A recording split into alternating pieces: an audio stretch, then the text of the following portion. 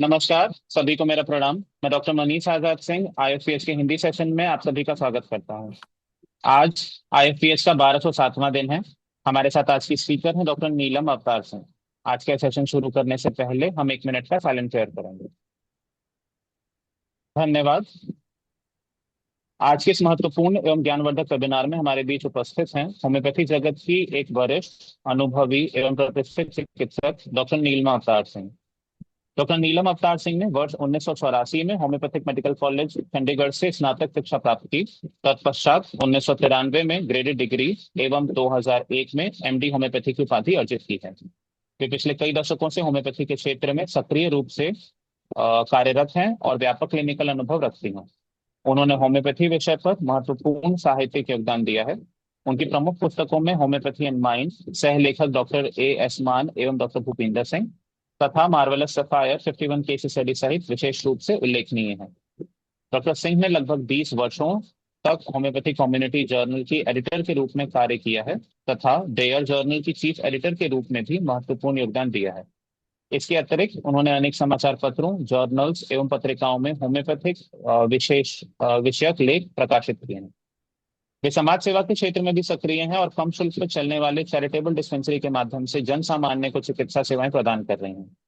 Doctor नीलम अवतार सिंह ने भारत के विभिन्न शहरों जैसे लखनऊ, पटना, अहमदाबाद, रोहतक एवं पंजाब के अनेक स्थानों पर विशेष विशेष व्याख्यान दिए हैं तथा अंतर्राष्ट्रीय स्तर पर संयुक्त राज्य अमेरिका यूएसए में भी गेस्ट लेक्चर प्रस्तुत किया है।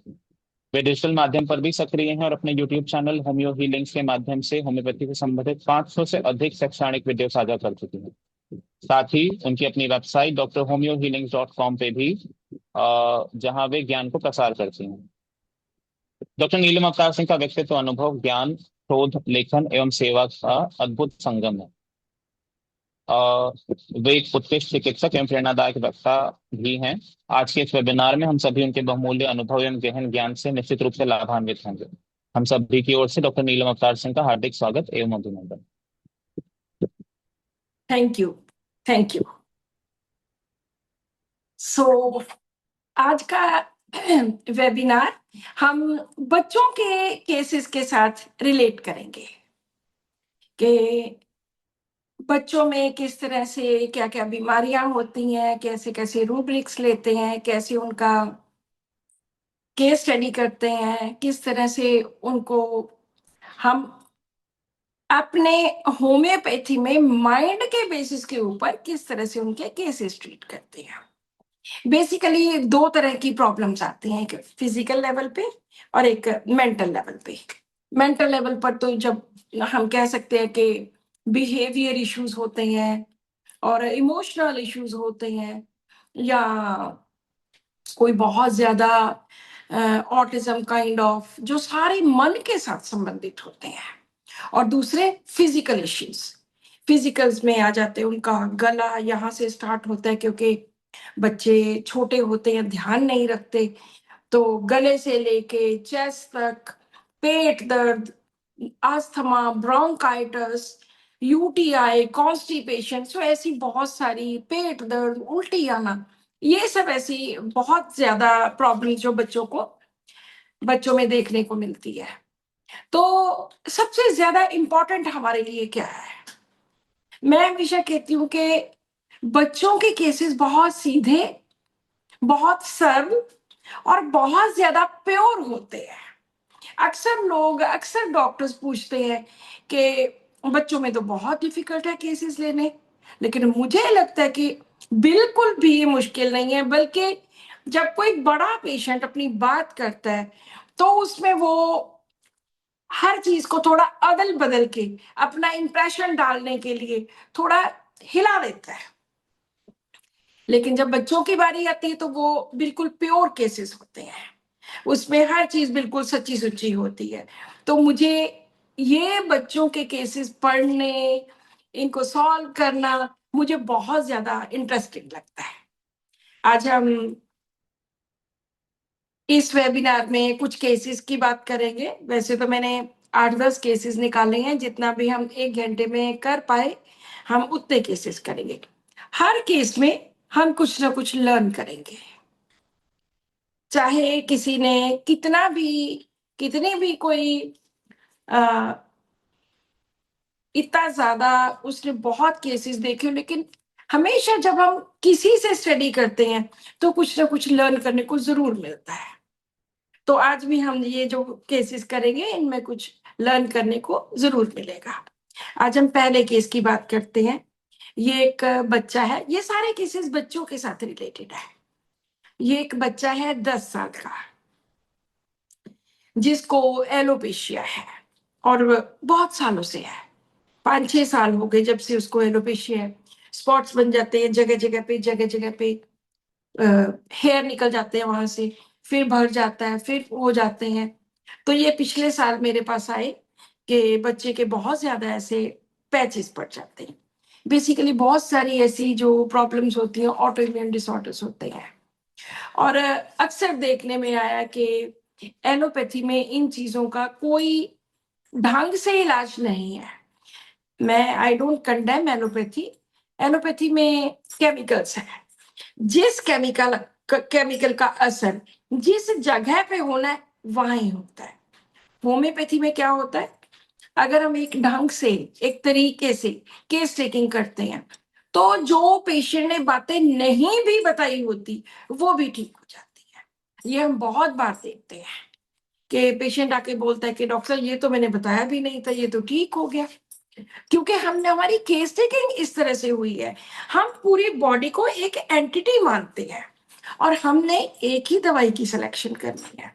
आजकल बहुत सारे डॉक्टर्स ये भूलते जा रहे हैं कि होम्योपैथी का फर्स्ट एंड बेसिक प्रिंसिपल क्या है। तो उनको मैं याद दिलवा दूं, होम्योपैथी में पेटेंट्स की, कॉम्बिनेशंस की कोई जगह नहीं। होम्योपैथी में सिर्फ एक दवाई का चुनाव होता है, जो कि ऑर्गेनॉन में बहुत जगह पे हैनीमैन ने ये क्लियर किया कि एक ही दवाई चुननी है, क्योंकि वो पूरी बॉडी एक है। एलोपैथी में तो ऐसे होता है, एसिडिटी होगी, उन्होंने एसिडिटी की लिख दी, हेडेक हुआ, हेडेक की लिख दी, पेट दर्द भी हो रहा है उसकी भी लिख दी, यूटीआई हुआ उसकी भी, उनके अलग अलग सिस्टम है। लेकिन होम्योपैथी में ऐसा नहीं है। होम्योपैथी में मैं आपको फिर से याद करा दूं कि एक पेशेंट की एक टाइम पे एक ही दवाई होती है, वो भी बहुत मिनिमम मात्रा में, उसका रेपिटेशन भी ज्यादा नहीं दे सकते। तो ये जो सेकलैक वाली थ्योरी है ये उसी से ही पैदा हुई है। सो अभी हम फर्स्ट केस की बात करते हैं। ये एक एलोपेशिया का जो केस है। तो क्योंकि हम टोटली माइंड पे प्रैक्टिस करते हैं, तो इसका मतलब ये नहीं है कि हम कभी भी फिजिकल सिम्टम नहीं लेते। जब भी मैं केस स्टडी करती हूँ, जो फर्स्ट सिम्टम होता है वो उसकी बीमारी के साथ रिलेटेड होता है। तो जब वो मेरे पास आए तो उन्होंने बोला कि बच्चा बहुत कहना पूरा मानता है, बहुत अच्छा है, बहुत माइल्ड किस्म का है और बहुत इंटेलिजेंट है। लेकिन इसकी एक दो बुरी आदतें हैं। एक ये चौक वगैरह बहुत खाता है। तो जब बच्चों में कैल्शियम की कमी हो जाती है, वो बच्चे चौक वगैरह बहुत खाते, बहुत पतला है, लीन थिन। लेकिन जो मर्जी हो जाए, इसको बहुत जल्दी हम जो समझा दें, चाहे लॉजिक के बेसिस के ऊपर, ये समझ बहुत जल्दी जाता है, बड़ा इंटेलिजेंट है। और स्कूल जाने के लिए पूरे टाइम पे जाना, हमेशा पहले ही 10 मिनट पहले ही तैयार हो जाना, इस तरह से। जिद ज्यादा नहीं करता, मेमोरी बहुत एक्टिव है, बहुत इंटेलिजेंट है, हर चीज की इसको नॉलेज बहुत है।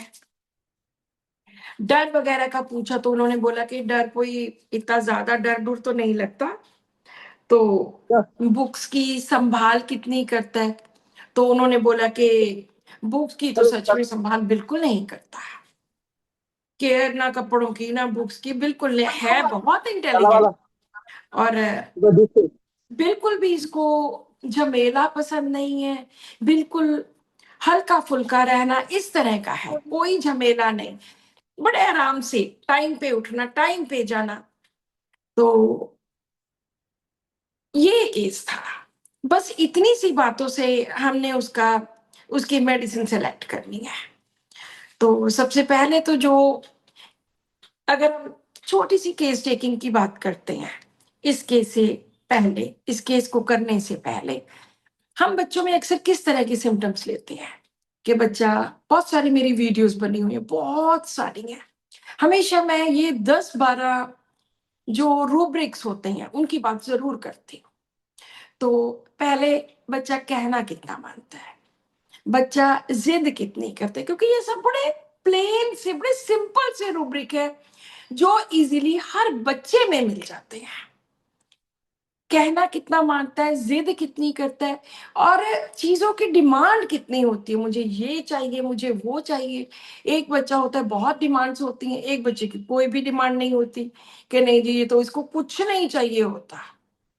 और डर कितना लगता है, अंधेरे से डर, अकेले रहने से डर, और भूत प्रेतों से डर, ऐसे कितने डर हैं, छिपकली से, इंसेक्ट से, कितनी तरह के डर हैं, वो हम पूछते हैं कि कितना डरता है।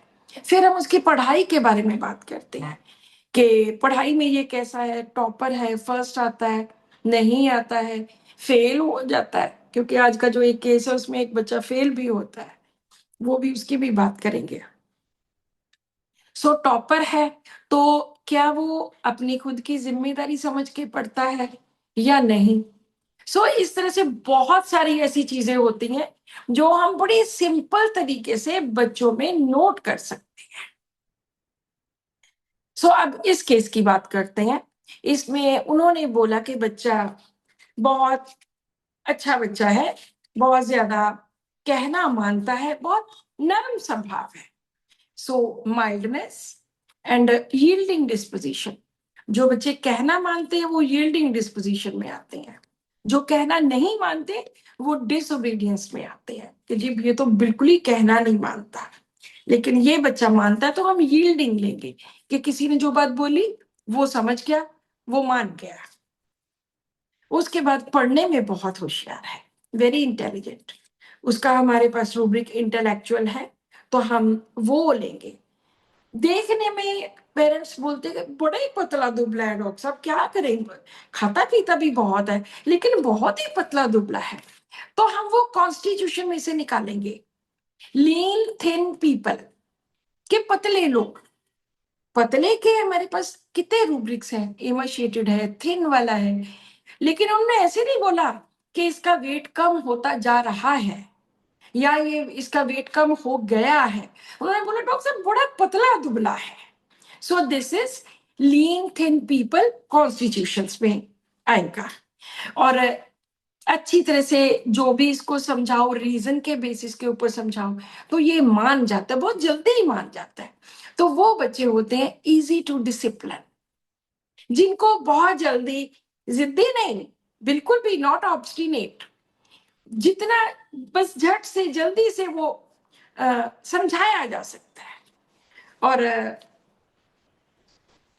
अपने कपड़ों की, अपनी किताबों की बिल्कुल केयर नहीं करता, तो वहां पे हम फ्रिवलस लेते हैं।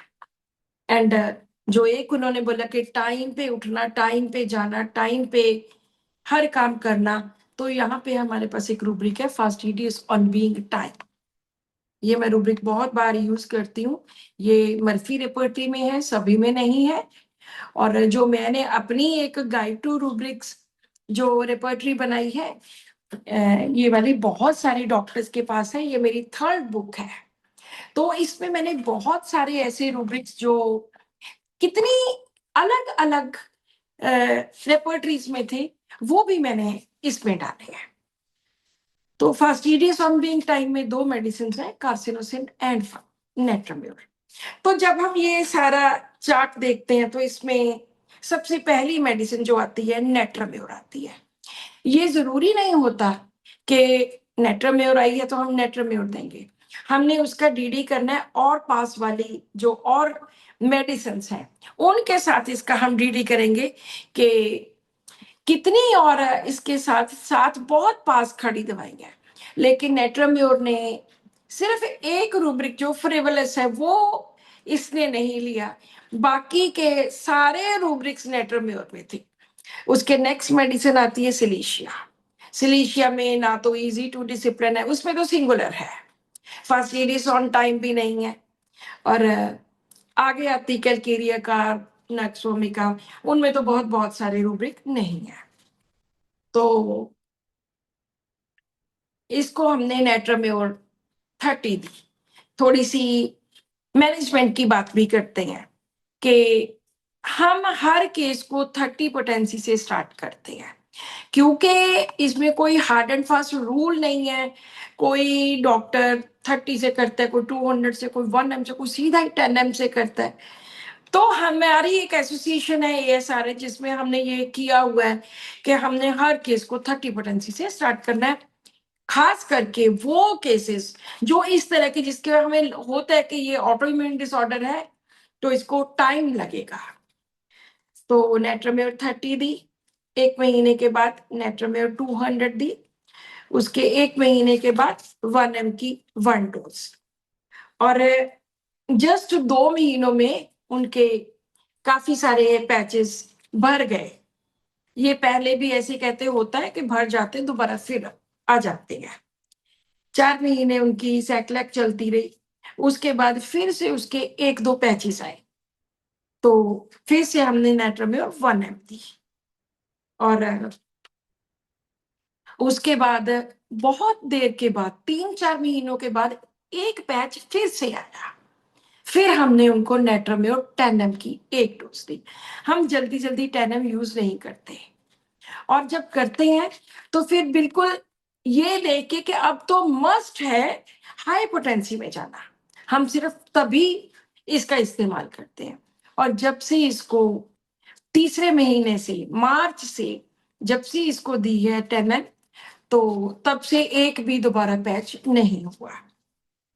इस तरह से हम जो बच्चों के केसेस हैं उनको इजीली डील कर सकते हैं। कुछ भी ऐसा नहीं है कि बच्चों का केस लेना मुश्किल है। बच्चों में इंटरेस्ट क्या है हम वो देख सकते हैं। जैसे ऑटिज्म है, आजकल तो ऑटिज्म के बहुत ज्यादा बच्चे आते हैं। जैसे वीट एलर्जी है, सीलिएक डिजीज है, उसमें भी बहुत बच्चे आते हैं। तो ये बहुत सारे ऑटो इम्यून डिसऑर्डर जितने होते हैं, सिर्फ हमारी दवाइयां ठीक करती हैं। And we should be proud of this thing कि हमारी सिलेक्ट की हुई एक ही मेडिसिन इतना कुछ कर जाती है कि हम सोच भी नहीं सकते। तो अब हम दूसरे केस की बात करेंगे। जरूरी नहीं होता कि हमने जो फर्स्ट मेडिसिन सेलेक्ट की है वही मेडिसिन 100% हो। कई बार हमें दोबारा चेंज करनी पड़ती है। जब भी दवाई चेंज करनी है तो हमने नया सेट ऑफ रूब्रिक्स लेना होता है। तो ये एक फिर से एक बच्चे का केस है, 5 साल का, जो अभी रिसेंटली मेरे पास दिसंबर में आई थी। इसको बहुत ज्यादा एलर्जिक राइनाइटिस, खांसी, 1 साल से कॉन्टिन्यूस खांसी है और बिल्कुल ठीक नहीं हो रहा। जब ये 4 साल, अभी ये 5 साल का, जब ये 4 साल तक का था तब तक बिल्कुल ठीक था, कुछ नहीं होता था। अभी 1 साल से इसको खांसी चली जा रही है, इसको एलर्जिक राइनाइटिस है और बीमार ही रहता है। जब एलोपैथी में दिखाते हैं तो अक्सर पेशेंट्स को इनहेलर्स दिए जाते हैं, मॉन्टेर एलसी है वो देते हैं, एंटी एलर्जिक साथ में देते हैं, स्टीरॉइड्स देते हैं। तो होता क्या है एलोपैथी से? एलोपैथी का मतलब मैं ये नहीं कह रही कि उसकी जरूरत नहीं है। जब इमरजेंसी होती है तो एलोपैथी की जरूरत पड़ती है, बहुत बार पड़ती है। हमें थोड़ा सा फ्लेक्सिबल होना चाहिए। बहुत सारे ऐसे डॉक्टर्स हैं जो कहते हैं कि जी बिल्कुल एलोपैथी को हाथ नहीं लगाना, कई बार हमें हाथ लगाना पड़ता है। उन्होंने बोला कि डॉक्टर साहब 1 साल से जब से इसको ये प्रॉब्लम है, ये चली जा रही है, चली जा रही है, ठीक ही नहीं हो रहा। तो रोज हर चौथे दिन दवाई, हर चौथे दिन दवाई। तो हमने कहा जी बच्चे के बारे में, इसके स्वभाव के बारे में बताओ, कैसा स्वभाव है? तो उन्होंने बोला कि हमेशा इसका दिल करता रहता है मैं खेल ही जाऊं, खेल ही जाऊं। तो बहुत सारे बच्चे ऐसे होते हैं जो खेलना ज्यादा पसंद करते हैं और इंटेलिजेंट बहुत है। इतनी बातें करता है, पूछिए मत। बहुत सियाना है, बहुत ज्यादा सियाना। सियाना वो होता है जो हम सियाना उसको कहते हैं प्रिकॉसिटी, कि जो अपनी एज से ज्यादा अच्छी बातें करते हैं, इंटेलिजेंट बातें करते हैं। कहते जी हमें तो पता भी नहीं चलता, जब ये कोई बात करता है तो हम देखते ही रह जाते हैं कि वाह इसने बोला ये इतना, लेकिन बातें बहुत ज्यादा करता है, टिकता नहीं है, बैठता नहीं है, इसकी मेमोरी बहुत तेज है, एक बार पढ़ा दो सारा याद रहता है, और इंटेलिजेंट भी बहुत है। तो मैंने जब ये रूब्रिक्स लिए, तंग नहीं करता, खेल ही जाता है, बहुत इंटेलिजेंट है, मेमोरी बहुत तेज है, जब मैंने ये सब कुछ डाला तो जो फर्स्ट मेडिसिन आती है दैट वाज लैकेसिस। क्योंकि लैकेसिस में एक जो सिट एवर्शन टू है वो टिकता नहीं है, ये इसमें बहुत ज्यादा होता है कि टिकता ही नहीं है, बस ये किया वो किया, कुछ ना कुछ करता ही रहता है, और कभी इधर चला जाता है कभी इधर चला जाता है, और कोई भी काम ये ढंग से कर नहीं सकता। तो मैंने पहले, क्योंकि मुझे लग रहा था कि ये इसी तरह का है, तो मैंने इसको लेकेसिस दी, 30 दी, बहुत फर्क पड़ा, 200 दी, बहुत फर्क पड़ा, और पेशेंट कहते कि काफी ठीक है, बहुत ठीक है। कम से कम 4 महीने बीत गए, लेकिन फिर भी कभी कभी उसको खांसी हो जाती थी। तो मैं इस चीज को ये नहीं मानती कि कभी कभी खांसी, अगर मेरी मेडिसिन बेस्ट सिलेक्टेड होती तो उससे खांसी बिल्कुल 4 महीने में ठीक हो जानी चाहिए थी, लेकिन ऐसे नहीं कि बहुत ज्यादा, जो 1 साल से वो इनहेलर स्टीरॉइड्स ये सब कुछ था उस पे नहीं थे, बहुत फर्क था, लगा लो कि 70-80% फर्क है, लेकिन 20% अभी भी रहता था। उसका मतलब है कि इस मेडिसिन ने कुछ तो कवर किया, उसके बाद अभी हमें किसी और मेडिसिन की जरूरत है, क्योंकि हमने 30 में दिया, 200 में दी, 1 में दी, 3 महीने बीत गए। उसके बाद एक दिन आके वो बोलते हैं कि डॉक्टर साहब बात तो सब ठीक है, पर पूरी तरह से खांसी जाती ही नहीं है, कभी कभी बीच में हो जाती है। हमने कहा कोई बात नहीं, हम दोबारा से 2-4 चीजें पूछते हैं। तो उन्होंने फिर वही बताया कि खेलने में बस सारा दिन खेल ली चलो, सियाना बहुत है, बातें बहुत करता है, और स्वीट्स बहुत खाता है, मीठा बहुत खाता है, मीठा खाने का बहुत डिजायर रहती है। और एक डॉक्टर जो ये शब्द पढ़ता है, जितने भी वर्ड मीनिंग्स करता है उनको अप्लाई करता रहता है। तो ये एक रूब्रिक था जो मैं बहुत बार यूज करती हूँ, तो ये इस केस में मैंने डालने की कोशिश की। तो जब मैंने एक rubric mildness, quick to perceive and rapid in execution, कि जल्दी से किसी बात को समझ जाना, क्योंकि उन्होंने बोला है कि बहुत सियाना है, बातें तो बहुत करता है, लेकिन है बहुत शैतान। तो मैंने जब दोबारा किया तो उसमें इग्नेशिया मेडिसिन आई। लेकेसिस में मैंने लेकेसिस का वो हिस्सा निकाल दिया, सेटा वर्जन में तो अकेली 2 ही मेडिसिन है, एक आयोडा और दूसरी लेकेसिस। तो मैंने वो रूब्रिक निकाल दिया। वो निकालने से हमारे पास जो फर्स्ट मेडिसिन आती है दैट इज इग्नेशिया।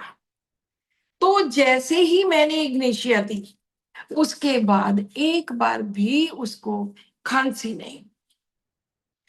और इग्नेशिया का जो एक इंपॉर्टेंट रूब्रिक जो मैं बोल रही हूं वो है mildness, quick to perceive, rapid in execution, के जल्दी से समझ जाना और उसको अप्लाई कर देना। बहुत साल पहले एक मेरे पास एक पेशेंट आए थे, बड़े थे, बड़ी उम्र में, अबाउट 28-30 ईयर्स के। तो उन्होंने बोला कि डॉक्टर साहब मैं रोज डिक्शनरी पढ़ता हूँ, डिक्शनरी में से 5, 7, 8, 10 शब्द मैं रोज पढ़ता हूं, और मैं उनको अपनी जिंदगी में अप्लाई करता हूं, रोज उनमें से कोई एक आधा शब्द मैं लेके अप्लाई करता। तो ये quick to perceive and rapid in execution, ये वहां से मैंने, इसमें अकेली इग्नेशिया है।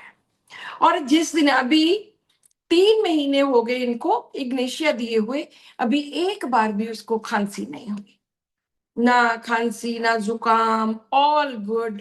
जो पहले उसका वेट 16.8 था, अभी उसका वेट 17.4 है, तो वो भी उसका वेट भी बढ़ गया।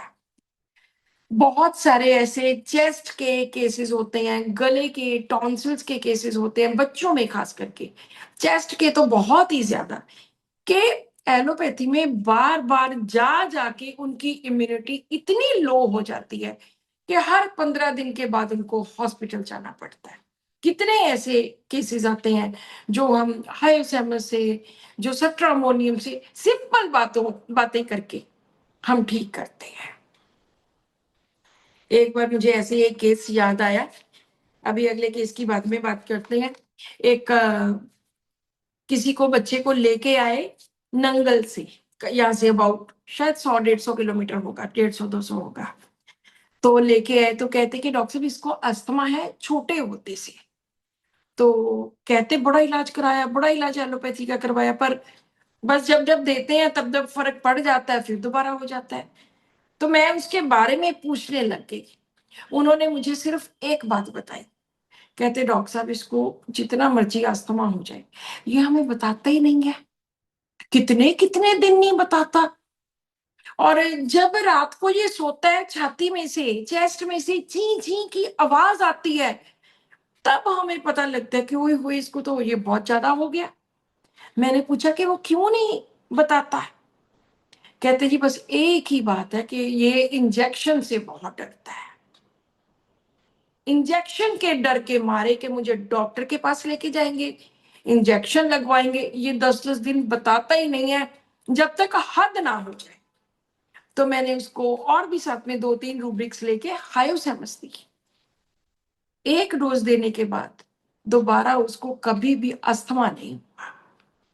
जब होम्योपैथी की वेल सेलेक्टेड मेडिसिन हम इस तरह से देते हैं तो बहुत बार दोबारा दवाई देने की जरूरत नहीं पड़ती। एक और ऐसी केस था इधर पास ही, तो उस बच्चे को मैंने सट्रामोनियम दी। वो कहते हैं हर 15 दिन बाद हम हॉस्पिटल जाते हैं, दाखिल करवाते हैं। फिर उसकी माँ इतनी ज्यादा परेशान थी बेचारी, तो कहते कि बस 15 दिन के बाद अस्पताल, 15 दिन के बाद अस्पताल। तो उसका पूरा केस लेके जब मैंने दवाई निकाली तो सट्रामोनियम निकली, मुझे लगते कि 4-6 महीने दी होगी, बिल्कुल ठीक, कभी हॉस्पिटल नहीं गए। होम्योपैथी की दवाइयां तो बहुत कारगर हैं, लेकिन हमें ढूंढनी आनी चाहिए कि हम कैसे सेलेक्ट करेंगे। अब हम तीसरे केस की बात करते हैं। ये एक वीट एलर्जी का केस है, celiac disease, again autoimmune disorder. तो बच्चा है 4 साल का और 200-296 इसकी वीट एलर्जी है। तो कुछ देर पहले, अबाउट 6-8 महीने पहले ही पता चला, एंड लेबोरेटरी से अभी जो रिसेंट, फिर उनको जब पता चला तो उन्होंने वीट खाना बंद कर दिया एंड खिलाना बंद कर दिया बच्चे को। फिर उसका जो, उसके बाद जब मेरे पास आई तो उसकी 22.31 थी। तो जब पूछा गया कि बच्चे का स्वभाव, जितने भी मैं केसेस बताऊंगी सारे बहुत रिलेटेड से लगेंगे, लेकिन हर केस में हमने एक चीज लर्न कर, जैसे पहले नेट्रामेयर के केस में इजी टू डिसिप्लिन, और साथ में first aid is on being time. और दूसरा केस, इसमें हमने लर्न किया माइल्डनेस, एग्जीक्यूट इन के एग्जीक्यूट झट से, परसीव एंड एग्जीक्यूट, ये लर्न किया इग्नेशिया का। और अभी जो तीसरा केस है, इसमें जब पूछा गया कि क्या क्या प्रॉब्लम है, कहते जी बिल्कुल कहना नहीं मानती, लड़की है 4 साल की, बिल्कुल नहीं मानती, जिद बहुत ज्यादा, गुस्सा बहुत ज्यादा, शरारत, तोड़ फोड़, अंधेरे से भी बहुत डरती है तो इंटेलिजेंट, अंधेरे से भी डरती है और टीके से भी बहुत डरती है, और टोटल लापरवाह, कोई भी काम ढंग से नहीं करना। है इंटेलिजेंट, आजकल के बच्चे बहुत इंटेलिजेंट है, लेकिन वो जो अपनी इंटेलिजेंस है उसको किसी भी प्रोडक्टिव काम के लिए नहीं लगाते। बहुत सारे, पहले हमने जो 2 बच्चे किए बहुत माइल्ड थे, लेकिन ये बच्चा बहुत एग्रेसिव है, कहना नहीं मानना, और जिद बहुत करनी, गुस्सा बहुत आना, शरारत करना, तोड़ फोड़ करनी, इस तरह का लापरवाह। तो हर जो भी मैं वर्ड बोलती हूँ हर चीज के लिए रूब्रिक है। हमने ये सारे रूब्रिक्स लेने हैं।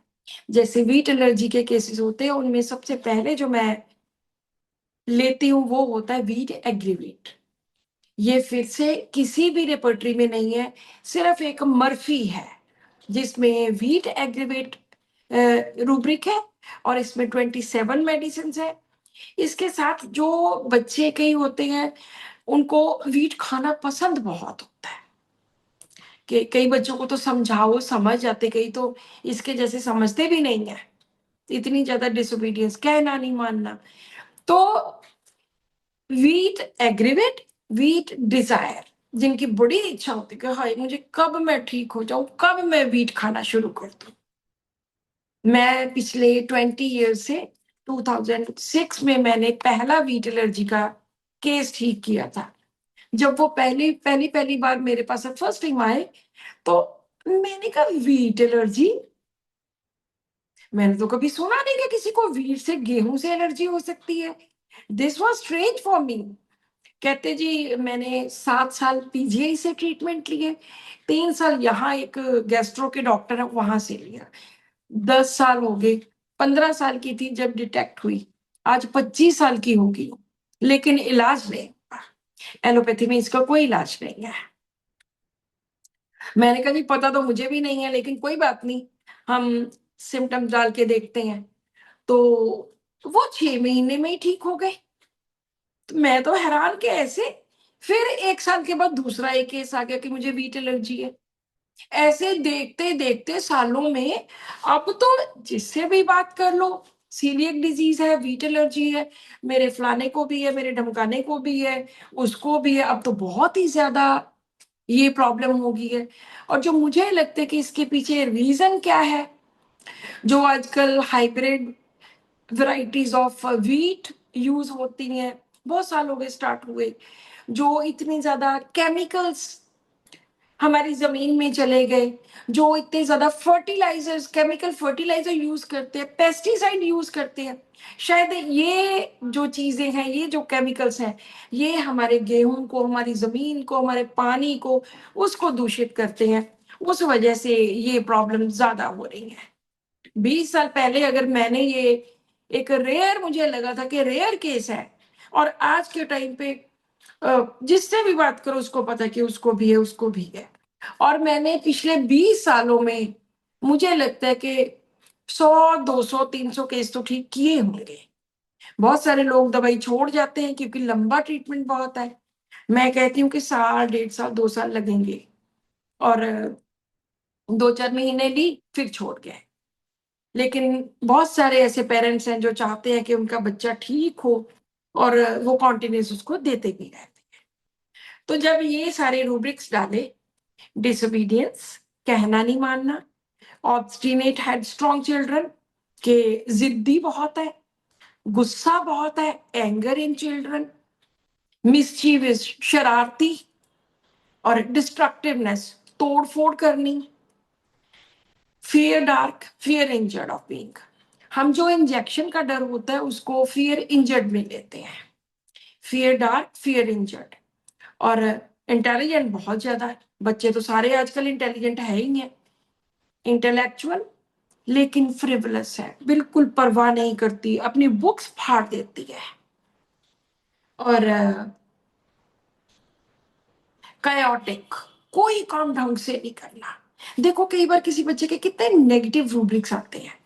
तो जब ये सारे डाले तो सट्रामोनियम मेडिसिन आई, उसके साथ आती है लैकेसिस।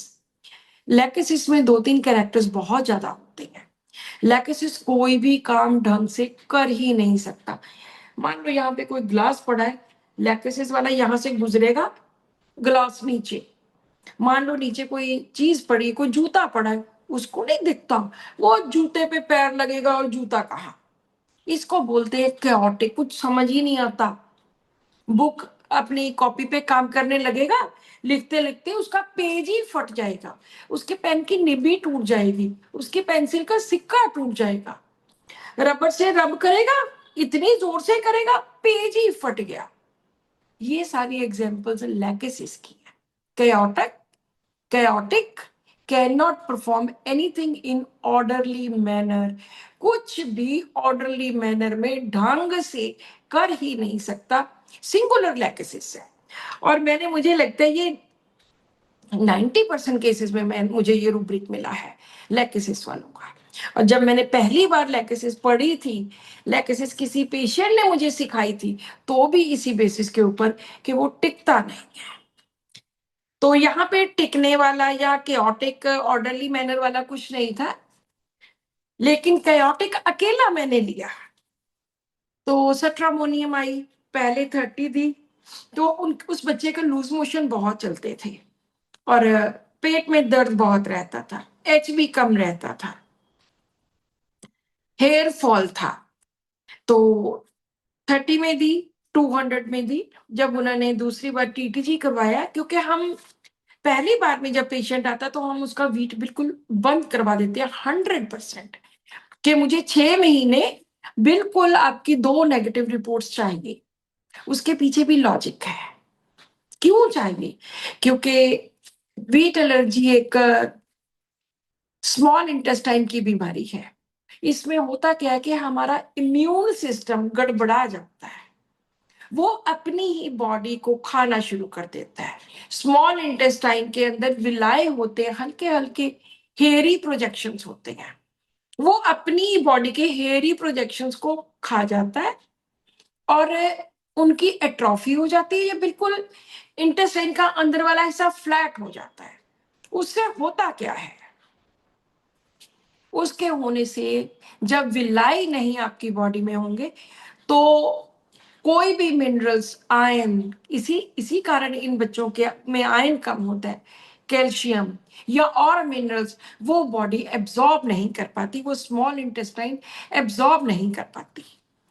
एलोपैथी में इस चीज की बात करते हैं तो वो उनको फॉलिक एसिड दे देते हैं, आयरन कुछ और दे देते हैं, लेकिन जो आर्टिफिशियल आयरन होता है वो सिर्फ 15 दिन काम करता है। लेकिन जब हम ट्रीट करते हैं, पेशेंट ठीक होता है, तो बॉडी अपने आप उसका आयन एब्जॉर्ब करती है और बनाती है। मैं किसी को भी कभी फेरम फॉस, फेरमेट कभी नहीं देती।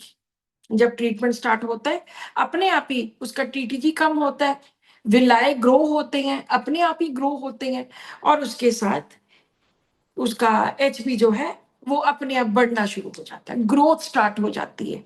ग्रोथ कम होना भी इसका एक ये रीजन है, टीटीजी ज्यादा होना। तो जो जब नेक्स्ट टाइम आते हैं तो टीटीजी 1 है, which should be less than 20। और बच्चे को मीठा बहुत पसंद है।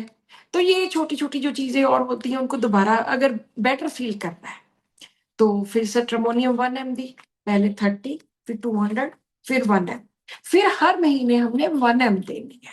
यहाँ पे मैं डॉक्टर जेन शॉल्टन को फॉलो करती हूँ। वो हर केस को 1 mg से स्टार्ट करते हैं, हर महीने में एक डोज 1 mg की देते हैं। उसके बाद फिर से उनका टीटीजी की दूसरी बार बारी है, उनका फिर से 1 आया, उसकी ग्रोथ हो गई, उसकी हाइट बढ़ गई, उसका वेट बढ़ गया, और फिर से 1 mg। और फिर हम क्या करते हैं इन बच्चों में?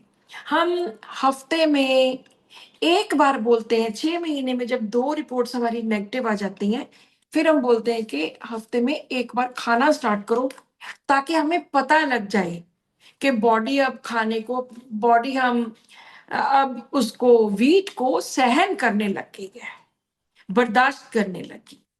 फिर हम हर महीने 1 mg देंगे और 3 महीने के बाद टीटीजी चेक करवाएंगे। अगर ठीक ढंग से टीटीजी चेक होता है, ठीक ढंग से, उसका मतलब कि 20 से लेस देन आता है, तो पहली बार 1 वीक खाना, फिर वीक में 2 बार, फिर 3 महीनों के बाद दोबारा से टेस्ट करवाना है। तो हर 3-3 महीनों के बाद जो तो ढंग से लोग ट्रीटमेंट करते हैं वो तो साल 1.5 साल में, क्योंकि हमें 2-3 फॉलोअप भी चाहिए होते हैं, तो वो तो साल 1.5 साल में ठीक हो जाते हैं। लेकिन जो बच्चे खाना नहीं छोड़ते, वीट को बच्चे होते हैं कई नहीं छोड़ते, जिनका टीटीजी नेगेटिव आता ही नहीं है, वो हमारे लिए प्रॉब्लम बन जाते हैं। तो वहां पे हमें बहुत ज्यादा प्रिकॉशंस यूज करनी पड़ती हैं कि बच्चे को बिल्कुल भी आपने वीट नहीं देना। तो उनके 3-3 साल भी कई लोगों के लग जाते हैं। तो ऐसे हमने ये वाला केस सट्राबोनियम से ठीक किया। अब एक और केस, कई मेडिसिन के हमें थीम पता है कि ये कॉकुलस है, ये हायोसेमस का बिट्रेट का है, ओपीएम का एक्स्ट्रा वेजेंस के, कई मेडिसिन ऐसी हैं जिनके थीम्स पता है। तो ये उस तरह का केस है। एक बच्चे को लेके आते हैं कि बार बार इसको बुखार होता है। बच्चों में यही प्रॉब्लम्स होती हैं, पेट दर्द होता है, बुखार होता है, गला दुखता है, चेस्ट हो जाती है, कॉन्स्टिपेशन हो गई, इसी तरह की प्रॉब्लम होती है। लेग्स में पेन है, वीक बहुत है, बुखार चढ़ा ही रहता है, थोड़े दिनों के बाद फिर से बुखार हो जाता है। तो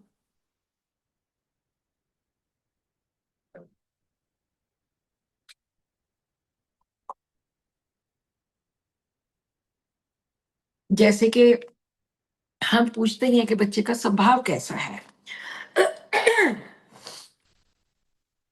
तो जब इस बच्चे का स्वभाव पूछा गया, उन्होंने बोला जी है तो बड़ा शांत, बहुत शांत है, बहुत माइल्ड है, कभी तंग नहीं करता, पढ़ने में हमेशा फर्स्ट आता है, कभी डरता नहीं है, कोई अंधेरे से डर नहीं, अपनी बुक्स कॉपीज को ठीक रखता है, अच्छी साफ सुथरी रखता है, लेकिन तंग नहीं करता, ना शरारतें करता है, ना तोड़ फोड़ करता है। पढ़ने का हमें तो कभी कहना ही नहीं पड़ता कि पढ़े, वो तो अपने आप ही पढ़ता रहता है। तो फिर हम पूछते हैं कि हमें लगता है कि 3-4 मेडिसिन के थीम आ रहे हैं। अगर पल्साटिला होगी तो वो बच्चा बहुत रोंदू होगा कि बात बात पे रो पड़ना, और यू डोंट लव मी, आप तो मुझे प्यार नहीं करते। लेकिन इसमें ऐसा कुछ नहीं था, तो पल्साटिला आउट हो जाती है। लैकेसिस वाली शरारतें नहीं है, वो भी आउट हो जाती है। लेकिन है बहुत सियाना बच्चा। तो मैंने पूछा जी, जैसे ये शरारत नहीं करता, तंग नहीं करता, मान लो कभी आपका सिर दुखने लग जाए, या आपको कोई मदर को या फादर को या किसी को भी कोई प्रॉब्लम हो जाए, तो इसका ये क्या करता है? कहते जी तो मुझे बोलेगा मम्मा चाय लेके आऊं, मम्मा पानी लेके आऊं, मम्मा आपको दवाई दूं। फिर तो बहुत ज्यादा केयर करता है। तो मैंने कहा डिमांड्स और कोई चीजें की? कहते बिल्कुल नहीं, कोई डिमांड नहीं, कोई चीजें नहीं मांगता, जो भी दे दो बस इसने खा लेना है, इसने बिल्कुल कभी तंग करता ही नहीं है। So this is the theme of Cocculus.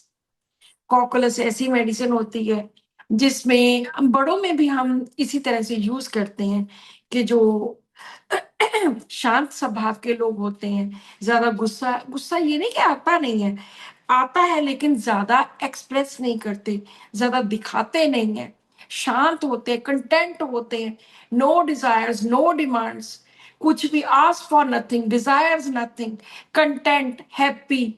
लेकिन अगर कोई दूसरा बीमार हो गया, फिर उसकी इतनी ज्यादा केयर करते हैं, बार बार पूछना कि कैसे हाल है, आप ठीक हो। अगर कॉकरोच के बड़े किसी बंदे की बात करते हैं, पेशेंट की, तो ये वो लोग होते हैं जो दूसरों की सेवा करते करते खुद बीमार हो जाते हैं।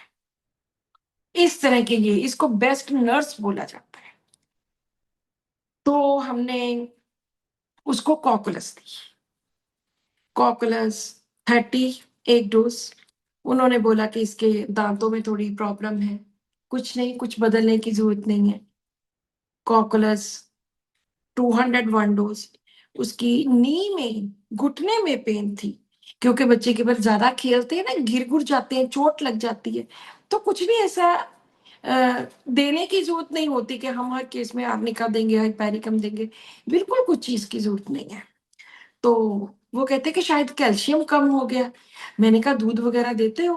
कहते हाँ जी हाँ जी। मैंने कहा नहीं, कुछ नहीं कम होता, डाइट प्रॉपर रखो, अपने आप ठीक हो जाएगा, मैं मेडिसिन देती हूँ। कॉकुलस 30 दी, 200 दी, फिर से 200 दी, फिर से 200 दी, 1 तक भी नहीं पहुंची। ये तकरीबन 4 महीनों में ये बच्चा बिल्कुल ठीक हो गया, ना कभी दोबारा घुटना दुखा। वो भी उनकी प्रॉब्लम थी कि थोड़ा सा खेलता है, गिर जाता है, तो इसका घुटना दुखने शुरू हो जाता है, नी में पेन होनी शुरू हो जाती है, टाइफाइड होता रहता है, वीक बहुत हो गया है। तो अभी उन्होंने बोला कि सारी चीजें ठीक है, मुड़ के कभी बुखार हुआ ही नहीं है। और कॉकरोच की एक और बात बताओ, कॉकलेस वाले पेशेंट जो बच्चे होते हैं वो कैसे होते हैं, बुखार में किस तरह से प्रेजेंट करते हैं बुखार को। ये बच्चे बहुत प्लेफुल होते हैं, बहुत खेलते हैं, बड़ी बड़ी मस्ती करते हैं। और मान लो इनको बुखार चढ़ गया तो 99 हुआ, 100 हुआ, इनको कुछ नहीं समझ लगती। 101 हुआ, 102 हुआ, फिर इनको थोड़ा झटका सा लगता है कि बुखार हो गया। 103 हुआ, फिर जब 3 हुआ तो ये आके अंदर बेड पे लेट जाते हैं। फिर भी इन्होंने ऐसे नहीं है कि अपनी मम्मी के पास रोते रोते आए कि मुझे बुखार हो गया, मुझे मेरा सिर दुख रहा है, मेरी बॉडी दुख, कुछ नहीं। वो तो मम्मी थोड़ी देर के बाद आएगी, वो ही देखेगी कि हो क्या हो गया, लेट गया तो। और जब फोrehead पे यहाँ हाथ लगा के देखेगी, ओहो ये तो बहुत ज्यादा बुखार है। तो कॉकुलस का बच्चा इस तरह का होता है। और बिल्कुल कंप्लेन नहीं करनी, मम्मी को बार बार नहीं बुलाना। अगर जर्सीमियम के बच्चे की बात करते हैं, सट्रामोनियम के बच्चे की बात करते हैं, ये दोनों बच्चों में क्लिंकिंग बहुत होती है। आते सारी मम्मी को चिपक जाओ कि मम्मी मुझे बुखार हुआ, बस मेरे पास बैठो। कॉकलेस वाला बोलेगा नहीं मम्मा, आपने काम करना है, आप काम करो, मैं लेटा हूं, मैं टीवी चल रहा है, मैं टीवी देख रहा हूं, कोई बात नहीं।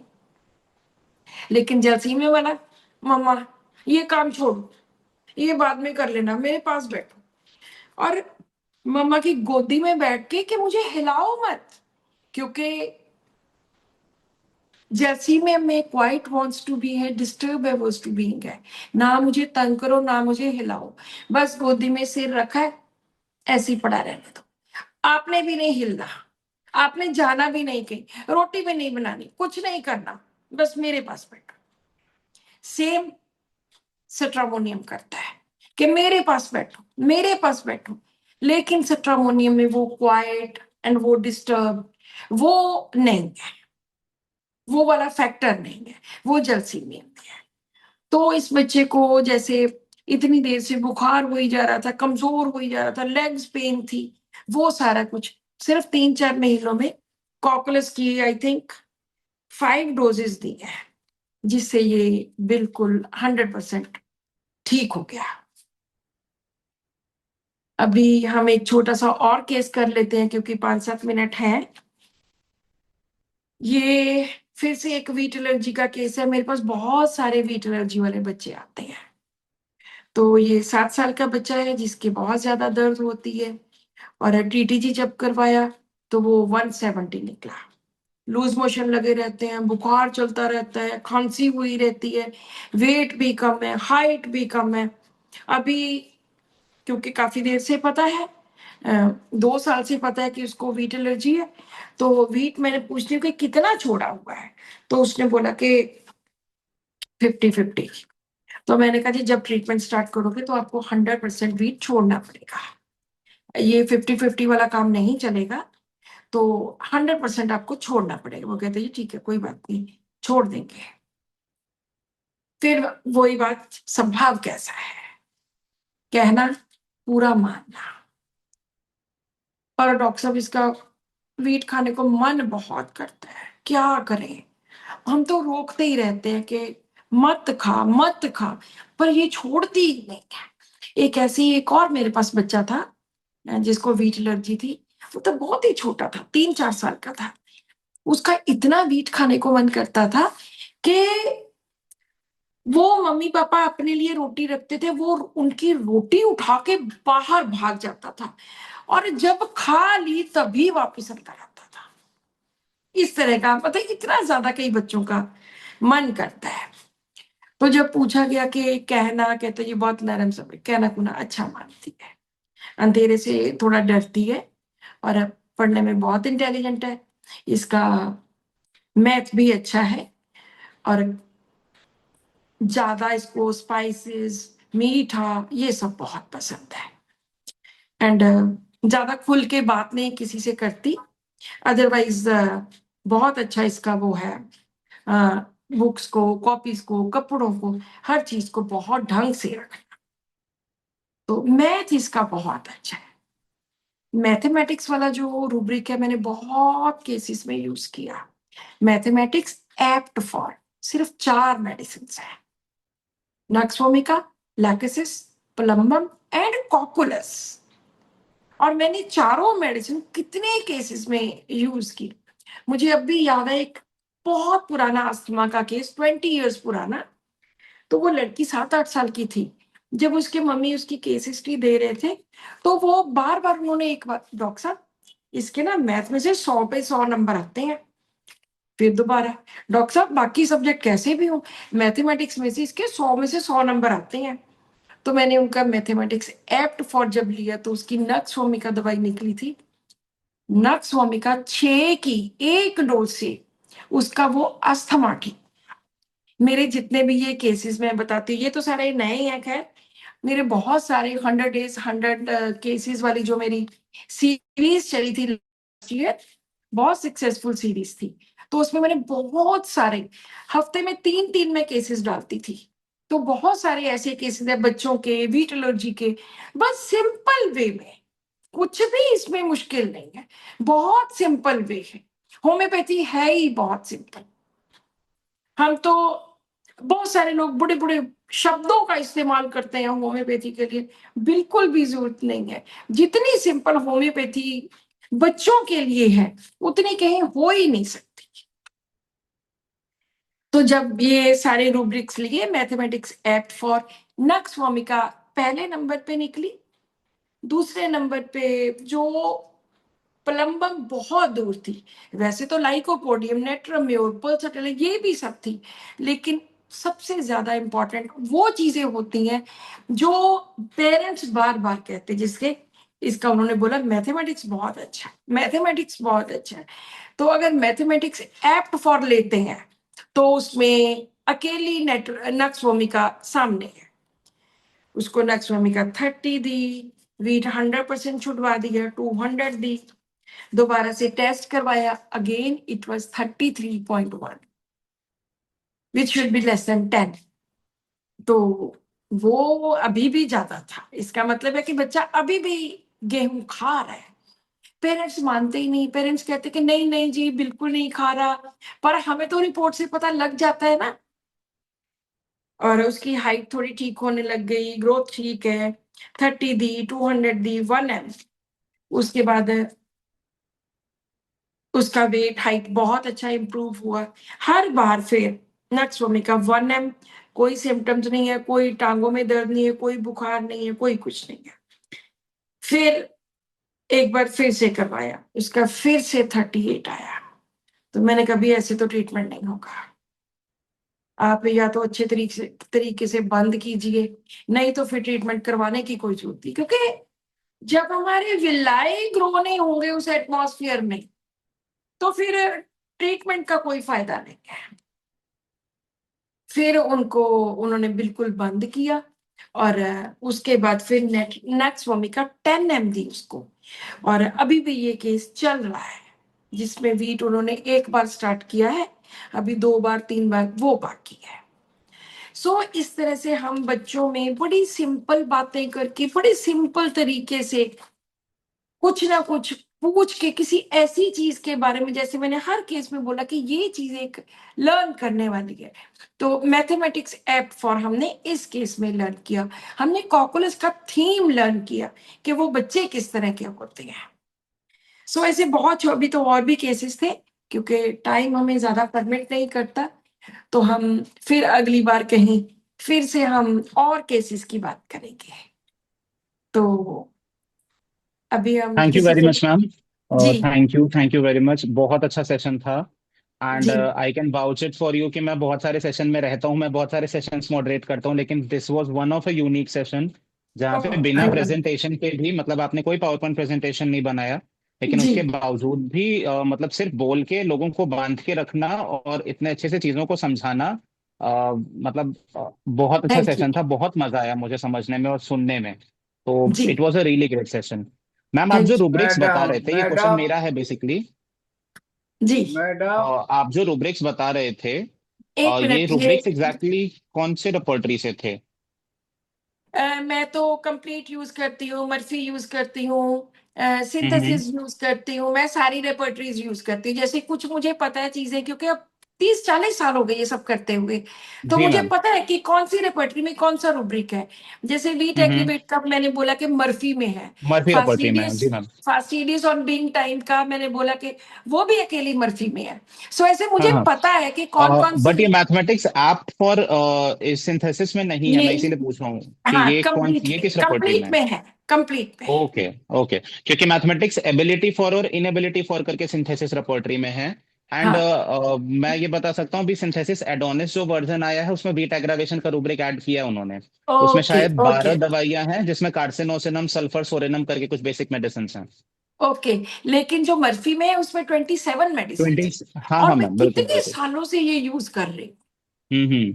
या अब बेसिकली मैं रेपर्टरी का स्टूडेंट हूँ ना, इसलिए फिर मैं ये चीजें मतलब पूछ रहा ओके। था आपसे। चलो आपको जी जी। वैसे जो हमारे सर हैं डॉक्टर साहब, डॉक्टर साहनी, M.K. जी साहनी, जी। जी उन्होंने जी। मेरे से ये मेरी गाइड टू रूब्रिक्स मंगवाई, और बहुत सारे उन्होंने अच्छा अच्छा। स्टूडेंट्स को भी रेफर किया है। ये ओके। सिंथेसिस को मैंने उसमें सारी रेपर्टरी में पूरे हम्म माइंड के मीनिंग्स लिखे हैं, बीच बीच में हम्म मेटाफर्स लिखे हैं। तो जो भी हम्म। डॉक्टर, जिसको मेरी 1250 से ज्यादा ये रिपोर्टरीज जा चुकी हैं, सिर्फ ओके। 1-1.5 साल हुए मुझे इसे पब्लिश किए हुए, तो अच्छा इसमें अच्छा। हर रूब्रिक का मीनिंग है माइंड के। 800 के आसपास रूब्रिक्स हैं, सब रूब्रिक्स ओके। तो ढेरों ही है, और 600 से ज्यादा पेजेस है। अगर कोई हम्म। लेना भी चाहे इस रिपोर्टरी को, तो मेरे साथ बाद में कांटेक्ट कर Now the सकता है। time is so. नंबर ठीक है number ma'am, okay. Madam number okay. दे जी दीजिए जी व्हाट्सएप जी चैट बॉक्स में नंबर दे दीजिए। बहुत अच्छा आपने बताए, बहुत जी शानदार लगा। रूब्रिक के जी मुताबिक, और जी होम्योपैथिक जी बच्चों के लिए तो है ही होम्योपैथिक, जेंटली जी जी रैपिडली एंड परमानेंटली जी। बच्चों के लिए है। Thank you sir. तो ठीक थैंक यू है, थैंक तो यू। मेरा फोन नंबर है चैट बॉक्स में नंबर दे दीजिए। जी 9814630513, लिख लीजिए। 9814630513। वैसे भी आपने मेरे बारे में कुछ जानना है ना, तो यूट्यूब पे डॉक्टर नीलम अवतार सिंह लिखिए, तो उस पे मेरा सारा नंबर नंबर सब कुछ आ जाएगा। अगर आप थैंक भूल यू भी मैम। गए मैम तो। बेसिकली टाइम टाइम ओवर हो चुका है। जी जी मैंने जी आपका number thank you chat sir, मुझे बॉक्स में पता है लिख आपका दिया है। और भी सेशन होता है। या जी मैम, आई नो। मैंने आपका नंबर चैट बॉक्स में लिख दिया है, जी जिसको भी जी आपसे कांटेक्ट करना होगा वो कर लेगा। जी थैंक यू वेरी जी much, the time for the thank you English thank session is over now, you. And I will hand over the dais to the English session. या thank doctor Hajia please moderate. You.